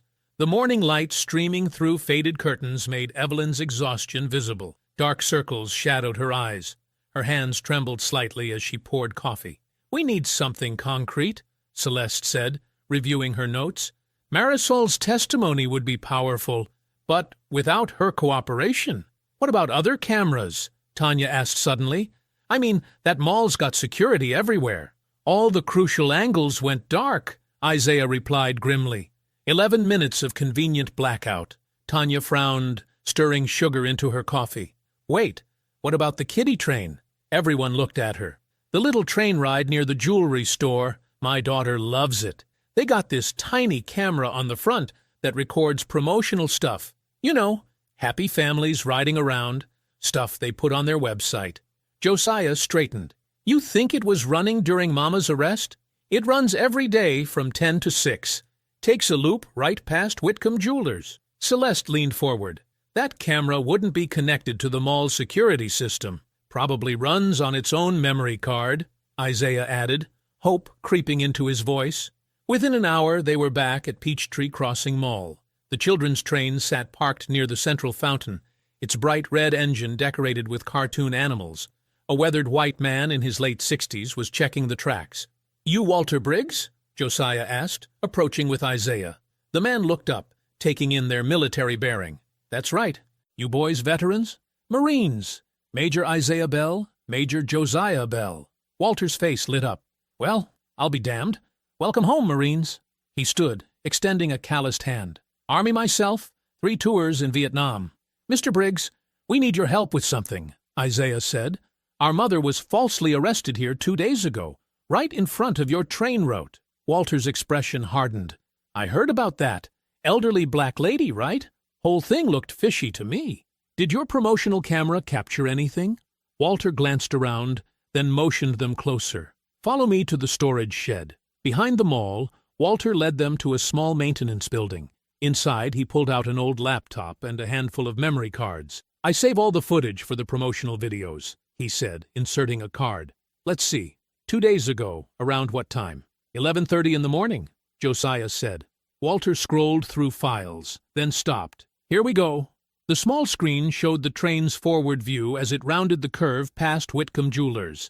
The timestamp read 11:27 a.m. There was Evelyn in her blue cardigan, looking uncomfortable outside the boutique. Darla emerged from the store, walking quickly toward her. "Can you slow it down?" Isaiah asked. Walter adjusted the playback speed. The footage became crystal clear. Darla approached Evelyn, gesturing angrily. Then, as she stepped closer to point toward the store entrance, her right hand brushed against Evelyn's left side. The motion was subtle but deliberate. "Son of a bitch," Walter muttered. "She planted something on that poor woman." "Can you make copies?" Celeste asked, appearing beside them, already burning one to disk. 2 hours later, Celeste stood before Judge Henderson in an emergency hearing. The courtroom was packed with supporters wearing "Justice for Mama Evie" T-shirts. "Your Honor, this video evidence clearly shows the alleged theft was a fabrication," Celeste argued, playing the footage on the courtroom's display screen. The crowd murmured as Darla's deliberate motion played in slow motion. Pierce Whitcomb's attorney, a sharp-dressed man named Davidson, rose immediately. "Your Honor, this footage has clearly been tampered with. The metadata shows multiple digital alterations." "That's impossible," Celeste protested. "Mr. Briggs saved this directly from his camera's memory card." "Digital timestamps can be manipulated by anyone with basic computer skills," Davidson countered smoothly. "We believe the defendant's military connections provided access to sophisticated equipment." Judge Henderson examined the technical report Davidson submitted. "The metadata analysis does show irregularities." "This is ridiculous," Isaiah said under his breath. But worse was coming. Davidson called Lennox Grady to the witness stand. The nervous security guard avoided eye contact with the Bell family as he swore his oath. "Mr. Grady, did you witness the incident at Whitcomb Jewelers 2 days ago?" "Yes, sir. I was doing my rounds when I seen the old lady slip that bracelet into her sweater." "You saw Mrs. Robertson steal the bracelet?" "Clear as day. She looked around first, then grabbed it when she thought nobody was watching." Evelyn's face crumpled. She gripped Isaiah's hand so tightly her knuckles went white. Celeste cross-examined aggressively, but Grady stuck to his story despite obvious nervousness. Judge Henderson denied the motion to dismiss. As they filed out of the courtroom, Davidson approached Isaiah with a manila envelope. "Perhaps this will help your family understand the gravity of the situation," he said, handing over the papers. Outside the courthouse, reporters swarmed. Pierce Whitcomb stepped to the microphones, his silver hair gleaming in the sunlight. "These documents raise serious questions about Mrs. Robertson's history with legal compliance," he announced. "We cannot allow emotional manipulation to override due process." Isaiah tore open the envelope as cameras flashed around them. His face went deadly pale as he read the child welfare document dated 25 years ago. The papers claimed Evelyn had illegally obtained custody of Isaiah and Josiah through fraudulent means. They suggested she had connections to black market adoption rings and had forged signatures on official documents. Evelyn looked over his shoulder, her reading glasses sliding down her nose. Her breath came in short gasps. "That's not... I never," she whispered. Isaiah's hands shook as he studied the signatures and dates. Something was wrong with the document, but he couldn't pinpoint what. The crowd of reporters pressed closer, shouting questions about adoption fraud and family secrets. Evelyn's knees buckled. Josiah caught her before she fell, his face twisted with rage and desperation. Isaiah looked up from the papers, his voice barely audible above the chaos. Someone wanted us buried before we could walk. Celeste's law office felt smaller, with 4 people crowded around her desk. The afternoon sun slanted through dusty blinds, casting shadows across scattered legal papers. Evelyn sat in the corner chair, still shaken from the courthouse ambush. Her hands trembled as she held a cup of sweet tea Tanya had brought from the diner. Isaiah spread the leaked child welfare document flat on Celeste's desk.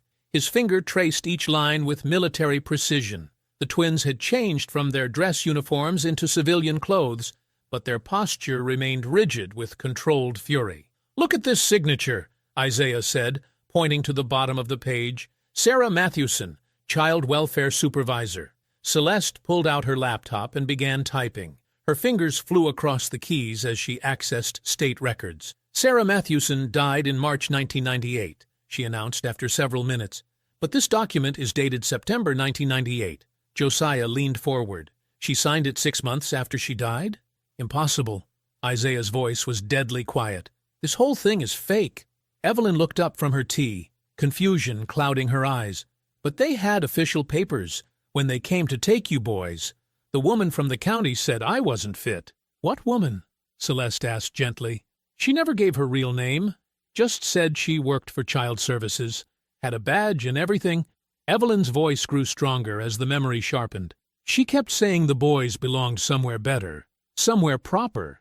Isaiah and Josiah exchanged glances. They had heard fragments of this story over the years, but Evelyn had always been vague about the details.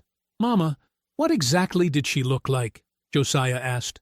"Tall white woman, blonde hair pulled back tight, expensive clothes. She talked down to me like I was dirt under her shoes." Evelyn paused, then added quietly, "She had the same mean eyes as that Darla woman." Celeste continued typing, pulling up old county adoption records. "If someone was trying to remove you boys illegally, there should be a paper trail. Try Mount Olive Baptist Church records," Isaiah suggested. "That's where Mama found us." While Celeste searched, Isaiah walked to the window. The late afternoon traffic crawled past, but his mind was racing through possibilities. "Mama, you said the boys were left with a blanket. Was there anything else?" Evelyn closed her eyes, thinking back 25 years. There was a note, just a scrap of paper tucked in with them. What did it say? "Please keep them safe. The father's family will try to take them." I kept that note for years, but it got lost when the roof leaked. Celeste looked up from her computer. "I found something. Church records showed 2 infant boys were abandoned outside Mount Olive in January 1998. But there's also a county inquiry filed the same month by someone requesting information about displaced children of domestic workers." "Who filed it?" Josiah demanded. "Whitcomb Family Trust." The room went silent except for the hum of the air conditioner. Isaiah turned from the window, his face carved from stone. "They were looking for you boys specifically," Celeste continued. "This wasn't random. Someone knew where you came from." Evelyn's teacup rattled against the saucer as her hands shook. "I don't understand. Why would rich white folks want 2 black babies?" Celeste pulled up another screen. "Let me check employment records for the Whitcomb household in 1997. Her typing filled the silence. Outside, car horns honked as rush-hour traffic thickened. Inside, 4 people held their breath. "Here," Celeste said finally. "Lorna Bell, employed as live-in housekeeper for the Whitcomb estate from March 1995 to December 1997. Terminated due to medical leave." Isaiah felt the blood drain from his face. "Lorna Bell? Same last name as you boys," Celeste observed. "Mama named us after the church bell that was ringing when she found us," Josiah said slowly. "But what if our birth mother's name was already Bell?" Isaiah finished. Evelyn stood up abruptly, her chair scraping against the floor. "The woman who tried to take you away kept saying you had better blood than what I could give you, that you came from important people." Celeste pulled up death records. Lorna Bell died January 15th, 1998. Complications from childbirth. She was 19 years old. The pieces clicked together with horrible clarity. A young black woman working in a powerful white family's house. A pregnancy that threatened reputations and inheritance plans. 2 babies who needed to disappear. The Whitcomb patriarch knocked up the help, Josiah said bluntly. Then when she died, they wanted to control the evidence. But Mama got to us first, Isaiah added. Evelyn sank back into her chair. All these years I thought I saved 2 abandoned babies, but they weren't abandoned. They were hidden. And when the Whitcombs couldn't get you through official channels, they tried intimidation, Celeste concluded. Isaiah picked up his phone and pulled up Pierce Whitcomb's campaign website. The councilman's polished face smiled back at him, promising traditional family values and protecting our community's future. The campaign biography mentioned Pierce's father, Harrison Whitcomb, who had built the family business through hard work and moral leadership. Harrison had died in 2010, taking his secrets with him. Josiah read over Isaiah's shoulder, his jaw tightening with each line of political rhetoric. He did this because Mama saved us. Rain tapped against the windows of Evelyn's small living room like nervous fingers. The sound had been steady for an hour, matching the rhythm of her rocking chair as she sat wrapped in a quilt the twins had sent her from overseas. The house felt cramped with all 4 of them there, Evelyn, Isaiah, Josiah, and Celeste. But it was the safest place to talk, without Pierce Whitcomb's eyes watching. The coffee table held scattered legal papers, printouts of old records, and the remnants of a dinner nobody had much appetite for. Evelyn's Bible lay open beside her teacup, its pages worn soft from years of worry and prayer. A soft knock at the front door made everyone freeze. Isaiah moved to the window and peered through the curtain. It's a woman, Hispanic. She's alone. Marisol, Josiah said, recognizing her silhouette under the porch light. Evelyn nodded, and Isaiah opened the door. Marisol Vega stepped inside, her cleaning uniform soaked from the rain. She clutched a small backpack against her chest like it contained something precious. I'm sorry for running away, she said, water dripping from her hair onto Evelyn's clean floor. But I had to think. I had to be sure. Sure about what? Celeste asked, setting down her laptop. Marisol looked directly at Evelyn. That I could live with staying quiet while they destroy you. She unzipped the backpack and pulled out a tablet computer. Her hands shook as she powered it on. The mall has cleaning robots, little ones that go around at night mopping and wiping down surfaces. Nobody pays attention to them. They're just there. Isaiah leaned forward. And? They have cameras, small ones for navigation and safety. The footage gets uploaded automatically to the maintenance company's cloud system every morning at 4 a.m. Josiah's eyes widened. The company my nephew works for services those robots. He pulled the backup before mall security could have it deleted. The tablet screen flickered to life, showing a video player interface. Marisol's finger hovered over the play button. This is from the robot that was cleaning near the boutique entrance when it happened. She pressed play. The video was grainy but clear enough. The timestamp showed 11:23 a.m., exactly when Darla claimed her camera had malfunctioned. From the robot's low angle, they could see legs, shoes, and the lower portion of the jewelry store entrance. Darla's designer heels clicked into frame. She bent down, her hand reaching into the display case.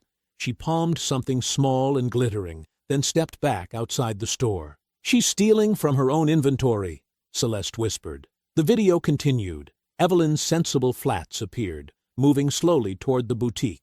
Darla positioned herself near the entrance, pretending to organize a display. When Evelyn passed, Darla bumped into her, her hand moving quickly to Evelyn's cardigan pocket. The planting was swift, practiced, deliberate. Evelyn gasped, her hand flying to her mouth. But the video wasn't finished. Officer Harlan's polished boots entered the frame. He spoke with Darla for nearly 2 minutes before the arrest. Plenty of time for coordination. Then came the audio that made everyone in the room go rigid.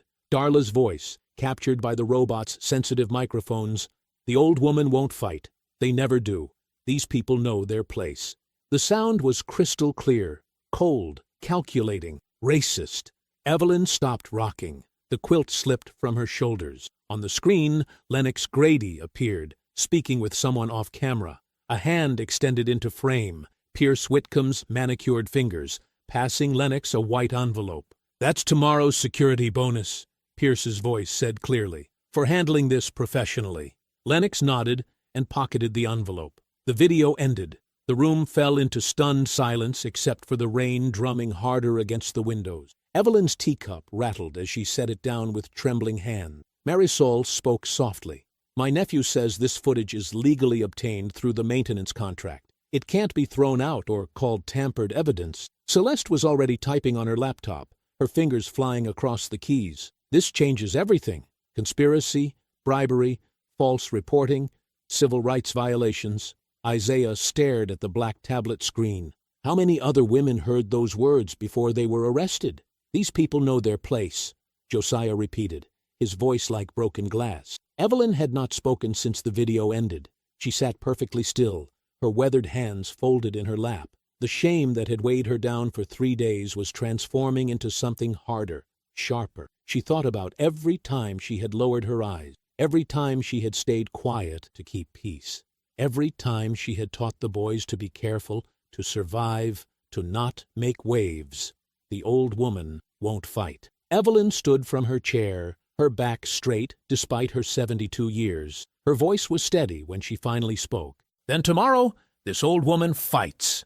The morning sun streamed through the glass ceiling of Peachtree Crossing Mall, casting long shadows across the polished floors. The central court had been transformed into a ceremony space with folding chairs arranged in neat rows, a small platform draped with red, white, and blue bunting, and American flags flanking both sides. Veterans in dress uniforms mingled with their families. Local reporters checked their equipment. City council members shook hands and smiled for cameras. At the jewelry boutique, Darla Whitcomb stood behind her counter as if the past 3 days had never happened. Her blonde hair perfectly styled, her smile practiced and cold. Officer Brent Harlan walked his security route through the crowd, his chest puffed out, his hand resting on his radio. He nodded respectfully to the veterans and officials, playing the part of the dedicated public servant. Near the ceremony platform, Councilman Pierce Whitcomb adjusted his tie and rehearsed his speech under his breath. This was supposed to be his moment, honoring local heroes while positioning himself as the law and order candidate who supported both veterans and local businesses. Then the crowd near the main entrance began to part. Evelyn Roberson walked through the mall corridor with her head high, flanked by her sons in full military dress uniform. She wore a simple white dress that made her dark skin glow, and pinned to her chest was a small silver brooch, the first gift Isaiah and Josiah had bought her with money from their military paychecks years ago. Behind them walked Celeste Monroe in a sharp navy suit, carrying a briefcase and tablet. Tanya Reese held her daughter's hand while recording everything on her phone. Walter Briggs moved slowly but determinedly, his veteran's cap perfectly positioned.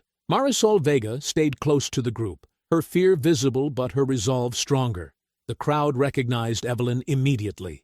Whispers rippled through the ceremony space. Some people pointed. Others pulled out phones. Veterans who had seen the arrest video online stepped aside respectfully, their faces grim. Pierce Whitcomb's smile faltered when he spotted the group approaching. He moved quickly to intercept them, his polished shoes clicking against the tile floor. "Ms. Monroe," he said loudly enough for nearby reporters to hear, "I hope you're not planning to disrupt a ceremony honoring our local heroes with baseless accusations." Isaiah stepped forward, his voice calm but carrying the authority of command. "Councilman Whitcomb, the district attorney and state investigators are already present. They are here as guests, but they brought handcuffs if needed." Pierce's eyes darted around the crowd, suddenly noticing the serious-faced men and women in dark suits positioned near the exits. His campaign manager appeared at his elbow, whispering urgently about damage control. Officer Harlan had noticed the commotion and approached with his hand on his radio. "Is there a problem here?" Josiah turned to face him directly, his medals catching the mall's bright lights. "You took an oath to serve and protect, Harlan. You should have been protecting elderly women from criminals, not serving wealthy families who wanted to frame them." Harlan's face reddened. "I did my job. I arrested someone caught stealing. You arrested an innocent woman after taking orders from people who paid you to ignore the truth," Josiah replied, his voice carrying across the ceremony space. "That's not police work. That's corruption.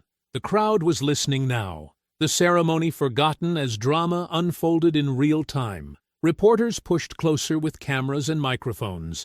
Veterans who had served honorably watched with disgust as one of their own prepared to expose law enforcement corruption. Darla appeared at the edge of her boutique, her face pale but defiant. "This is harassment," she called out. "We're trying to run a business." "You're trying to run a theft scheme," Marisol said suddenly, her voice shaking but clear. "I saw everything." Pierce grabbed his campaign manager's arm. "Get security. End this circus now." But Celeste was already moving toward the ceremony platform, her briefcase in one hand and tablet in the other. She climbed the 3 steps with confidence, then turned to address the crowd that had gathered for what they thought would be a simple veteran appreciation ceremony. The mall fell silent except for the distant hum of escalators and fountain water. Celeste's voice carried clearly through the space, professional but filled with righteous anger. "Before today's honors, the public needs to see a crime." Celeste raised the tablet high above her head, its screen glowing bright against the mall's lights. "What you're about to see was recorded by automated cleaning equipment that uploads to a maintenance company cloud server. This footage has been authenticated by digital forensics experts and verified by the State Attorney General's office." The large screen behind the ceremony platform flickered to life. The Veterans Appreciation slideshow disappeared, replaced by grainy but clear surveillance footage time-stamped 3 days earlier. The crowd pressed closer, phones rising to record what played on the screen. There was Darla Whitcomb behind the jewelry counter, alone in her boutique. Her movements were casual, confident. She opened a display case and removed a silver bracelet, slipping it into her blazer pocket. Then she waited, watching through the glass storefront. "This shows Ms. Whitcomb stealing from her own inventory," Celeste announced, her voice cutting through the mall's stunned silence. The footage continued. Evelyn appeared on screen, walking slowly past the boutique in her blue cardigan and floral dress. She looked small, harmless, carrying nothing but her worn purse. Darla moved quickly then, exiting the store and deliberately bumping into Evelyn. The camera angle showed Darla's hand moving toward Evelyn's cardigan pocket in one smooth motion. Evelyn stumbled slightly, apologizing even though she had done nothing wrong. "There," Celeste said, pointing at the screen. "Ms. Whitcomb plants the bracelet she stole into Mrs. Robertson's pocket." Gasps echoed through the crowd. Several veterans shook their heads in disgust. Reporters scribbled notes furiously while their cameras captured every moment. The footage jumped forward. Officer Harlan appeared, but instead of investigating, he walked directly to Darla. They spoke briefly, their heads close together. Harlan nodded several times, then approached Evelyn with his hand already reaching for handcuffs. "This shows Officer Harlan coordinating with the real thief before making a false arrest," Celeste continued. But the most damning footage came last. Pierce Whitcomb appeared on screen, standing near the mall security office with Lennox Grady. Pierce handed Lennox a thick envelope. They shook hands like business partners closing a deal. The crowd erupted in angry shouts. Pierce stepped backward, his face draining of color. "That footage is fabricated," Darla shrieked from the boutique entrance. "They made it up. They're criminals." But Lennox Grady was already cracking under the pressure. His hand shook as dozens of eyes turned toward him. Sweat beaded on his forehead, despite the mall's air conditioning. I can't do this anymore," Lennox stammered, his voice barely audible over the crowd noise. "He paid me to say I saw the old lady take it. $500 to lie in court." The confession hit like lightning. Reporters surged forward with microphones. State investigators moved through the crowd with purpose, their badges visible on their belts.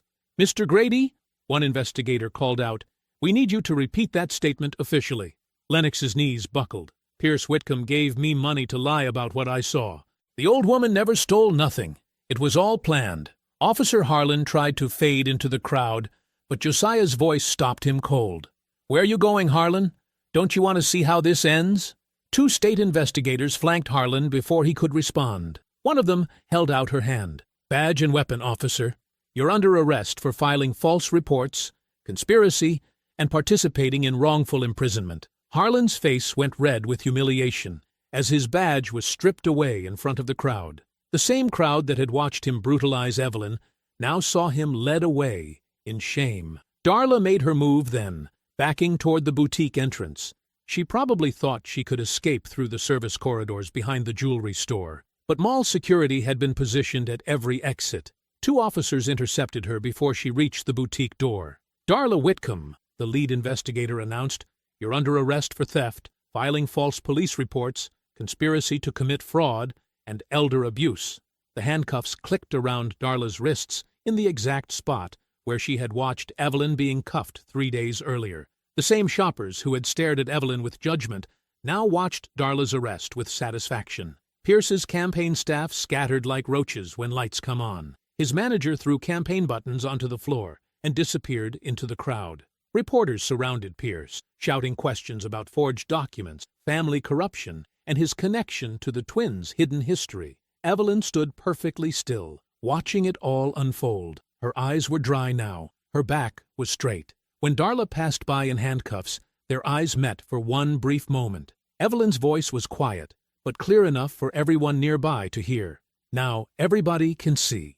The crowd's energy shifted from anger to anticipation as District Attorney Rebecca Martinez stepped onto the platform. She wore a dark blue suit and carried herself with the authority of someone who had prosecuted corruption cases for 15 years.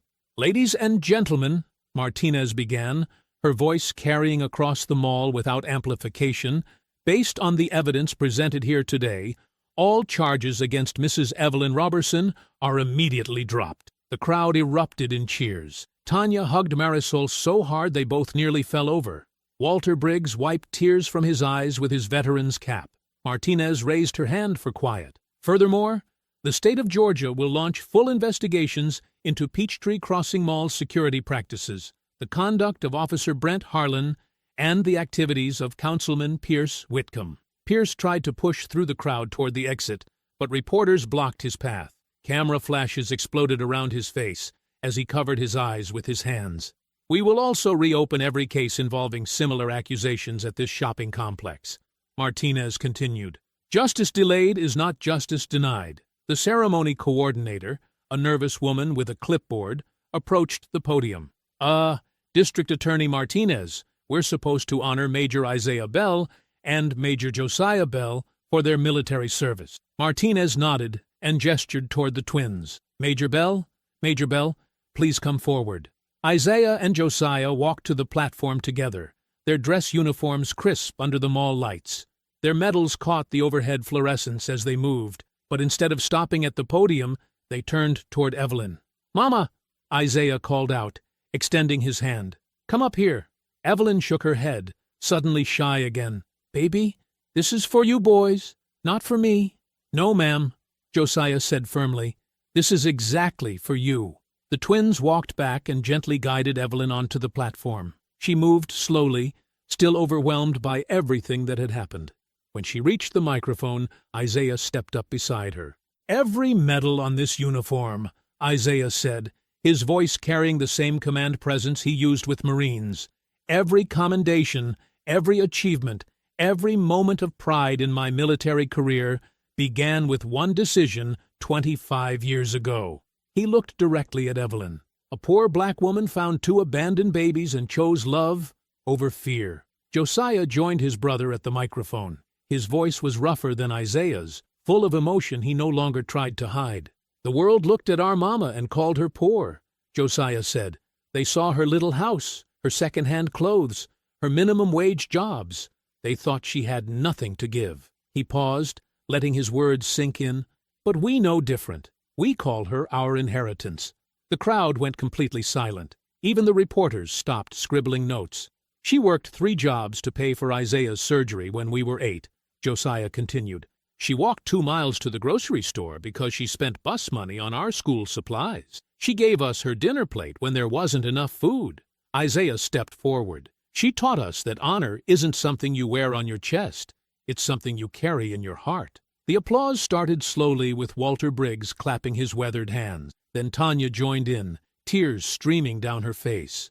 Marisol clapped so hard her palms turned red. The sound built until the entire mall echoed with thunderous approval. Evelyn stood between her sons, no longer the frightened woman who had been dragged through this same corridor in handcuffs. Her back was straight, Her chin was raised. She smiled through her tears as hundreds of strangers gave her the respect she had earned but rarely received. The ovation lasted nearly 5 minutes. In the weeks that followed, justice moved swiftly. The mall ownership group settled with Evelyn for an undisclosed amount that local newspapers described as substantial. Pierce Whitcomb's mayoral campaign collapsed overnight. His political career ended when federal investigators uncovered a pattern of intimidation and corruption dating back years. The 3 elderly women who had been falsely accused before Evelyn saw their cases reopened and their names cleared. Each received financial compensation and public apologies. Officer Harlan was fired from the police department and charged with multiple felonies. Darla faced trial for theft, conspiracy, and elder abuse. Both would eventually serve prison time. The most lasting change came when the old Mount Olive Baptist Church, where Evelyn had first found the twins, was restored and renamed the Mama Evie Justice House. The center provided free legal aid, hot meals, and emergency assistance specifically for seniors facing discrimination or abuse. 3 months later, on a quiet Tuesday morning, Evelyn returned to Peachtree Crossing Mall. This time, she wasn't alone, and she wasn't afraid. Tanya's 6-year-old daughter, Keisha, skipped beside her, wearing the simple silver charm bracelet that had started everything. The little girl had insisted on wearing her best dress to visit Mama Evie at the place where she became famous. Isaiah and Josiah walked several steps behind them, no longer the fierce protectors who had rushed to save their mother. Today, they were simply sons accompanying the woman who raised them, enjoying a peaceful shopping trip. Near the food court, a little boy tugged his mother's sleeve and pointed at the twins. "Mommy, are those real soldiers?" The mother started to shush her child, but Evelyn smiled and knelt down to the boy's level. "They sure are, sweetheart," she said gently. "But you know what? Before they were soldiers, they were my babies." Evelyn stood tall again, her hand resting on Keisha's shoulder, surrounded by the respect she had always deserved but finally received. If you enjoyed the story, leave a like to support my channel and subscribe so that you do not miss out on the next one. On the screen, I have picked 2 special stories just for you. Have a wonderful day.